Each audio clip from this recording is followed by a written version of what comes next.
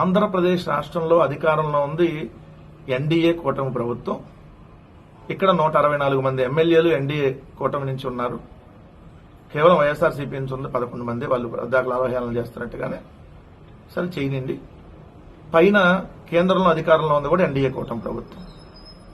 ఈ ఎన్డీఏ కూటమి ప్రభుత్వం అధికారంలో ఉన్నప్పుడు ఏదన్నా రాష్ట్రానికి కనీసం ఒక 1% అన్నా మేలు జరగాలి. కానీ కేంద్ర ప్రాయోజిత కార్యక్రమాల్లో ఎక్కడా కూడా రాష్ట్రానికి రావాల్సిన వాటా రావట్లేదు. ఒక పక్క కేంద్రం గ్రాంట్ల నుంచి రావాల్సిన ఈ రాష్ట్రానికి రావట్లా. నిన్న వాళ్లపత్రికలే రాసినటువంటి పరిస్థితి. ఏదైతే విశాఖపట్నం స్టీల్ ప్లాంట్ ఒక పక్క ప్రైవేటీకరణ చేస్తా ఉన్నారు. పార్టీలుగా 34 విభాగాలను ఆల్రెడీ నోటిఫికేషన్ ఇచ్చారు ప్రైవేట్ వాళ్ళకి. అదేవిధంగా చూస్తే ఇప్పుడు విశాఖపట్నం రైల్వే జోన్కు కూడా తీవ్ర అన్యాయం చేస్తూ కేంద్రం తీసుకున్నటువంటి నిర్ణయం.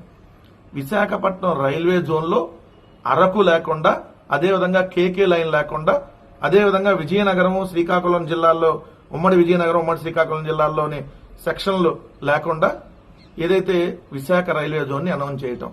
మొన్న 6వ తారీఖు ఆలస్యంగా ఏదైతే వచ్చినటువంటి సమాచారం ప్రకారం అధికారిక ఉత్తర్వులు మొన్న 6వ తారీఖున ఇచ్చారు. ఏదైతే ప్రముఖ పర్యాటక ప్రాంతం అరకులోయ సహా అత్యధిక రాబడిని ఇచ్చేటటువంటి కేకే లైన్ అంటే కొత్త వలస కిరండూల్ లైన్ అది లేకుండా ఏదైతే అనౌన్స్ చేయడం జరిగింది విశాఖ రైల్వే జోన్ ని.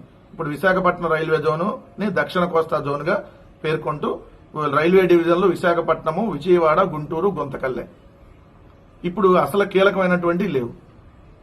దీనివల్ల నష్టం అంటే తీవ్రమైనటువంటి ఏదైతే ఆర్థిక నష్టం, ఈ రాబడి రాదు. ఎవరికి వెళ్తుందా రాబడి? దీన్ని తీసుకుని ఎక్కడ కలిపారు? ఏదైతే ఒడిశాలో కలిపారు.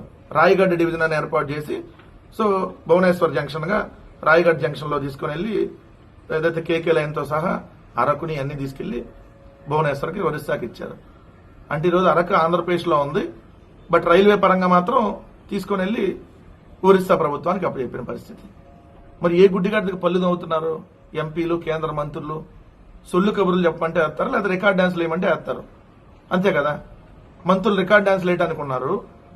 మనం చూసాం కదా, ఒక ఆయన మంత్రి డైరెక్ట్ గా రికార్డ్ డాన్సు, ఇంకోళ్ళని దగ్గర కోడి పందాలు గెలిచామని చెప్పి బుల్లెట్ గిఫ్ట్ వచ్చింది, ఇలా 100 గిఫ్ట్ వచ్చింది. విశాఖపట్నం రైల్వే జోను ఈరోజు ఆ రోజు జగన్మోహన్ రెడ్డి గారు ఉన్నప్పుడే 2024 ఫిబ్రవరి 28న రైల్వే జోన్ ఏర్పాటుకు ఉత్తర్వులు సాధించుకోగలిగారు.